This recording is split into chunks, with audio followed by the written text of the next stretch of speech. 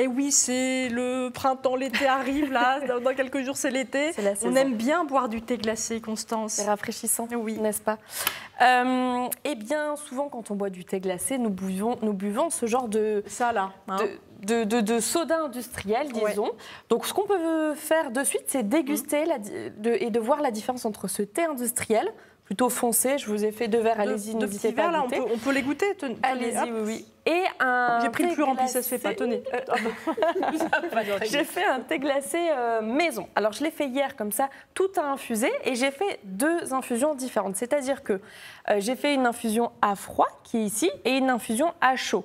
Okay. C'est très simple, j'ai fait chauffer ma bouilloire. Quand j'ai mis du thé, mes fruits, voilà, c'était avec de l'eau chaude. Et ici, c'était avec de l'eau froide. Les 2 ont été faits hier, donc ça a infusé pendant 24 heures. La petite subtilité, c'est que dans l'infusion à froid, vu que ça infuse moins vite, j'ai laissé mon petit sachet de thé par rapport à l'infusion à chaud. Parce que plus longtemps. Si vous laissez à chaud l'infusion, eh ben, ça va devenir un petit peu amer. Un peu trop prégnant. Voilà, un peu trop prégnant, notamment ici sur un thé un petit peu matcha, thé vert. J'ai hâte de goûter parce que moi j'avoue que je ne suis pas fan de tout ce qui est industriel, mais là, je trouve que c'est pas désagréable, ceux-là, là, les industriels. C'est quand même très sucré. C'est très sucré. On va comparer. Donc là, c'est... Celui-là, c'est à chaud. Donc là, c'est le à chaud, qui est un peu plus clair. Et à froid, vous pouvez aussi sentir un petit peu ce que ça donne. Alors à chaud, là, enfin, c'est froid, hein, mais ça a été infusé à chaud. C'est délicieux. Je trouve qu'on sent beaucoup plus de fruits que dans l'industriel où on sent que le sucre, finalement. Très bien. Et souvent, il y a de la menthe. Il y a de la menthe, là, oui. Et il y a même un petit peu de fleur d'oranger. J'ai découvert une recette avec de la fleur d'oranger, menthe, rhubarbe. On va le faire juste après. Ah, à froid, c'est intéressant aussi. Ah, moi, personnellement, je préfère à froid parce que je trouve que quand vous faites infuser à chaud, vous avez le goût du fruit cuit. Vous voyez, quand vous mettez l'eau chaude sur la pêche, le thé, il y a un côté un peu fruit cuit que j'aime personnellement un peu moins, mais après, chacun ses Moi, j'aime bien à chaud. J'avoue que je préfère l'infusion, oui. D'accord. Et deuxième,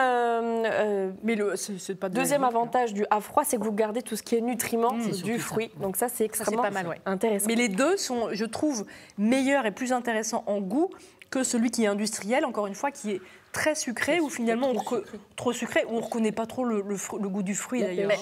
On reconnaît un peu la pêche. On est sur un arôme artificiel. On est sur parce que vous imaginez bien qu'ils ne vous mettent pas de la vraie pêche là-dedans. Alors que là, il y a de la vraie pêche.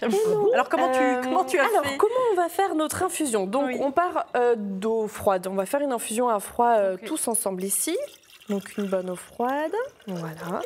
Après, en fonction de la saison, en fonction des fruits que vous avez, vous mettez ce que vous voulez. Moi, pour faire vraiment le comparatif jusqu'au bout, j'ai mis de la pêche.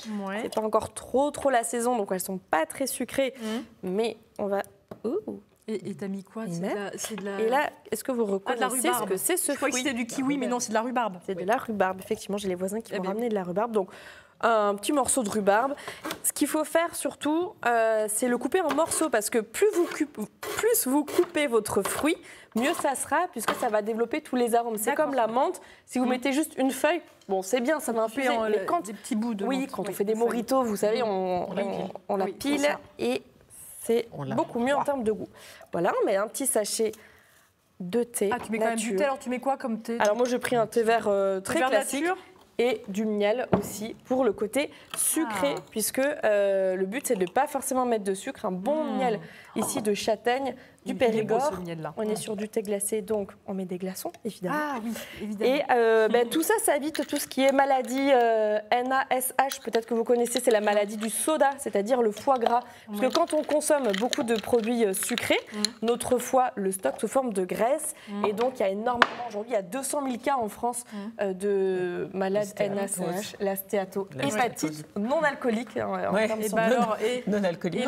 Autant mettre de l'alcool. On va trinquer à la bonne santé. À la bonne santé. Évite les cirrhoses, les cancers. Merci beaucoup pour ce thé glacé fait maison que je trouve absolument délicieux. Longue vie à la distillerie, longue vie à Hélène. Merci d'être venue avec nous partager tout ça. On vous embrasse et on vous retrouve demain matin. Salut.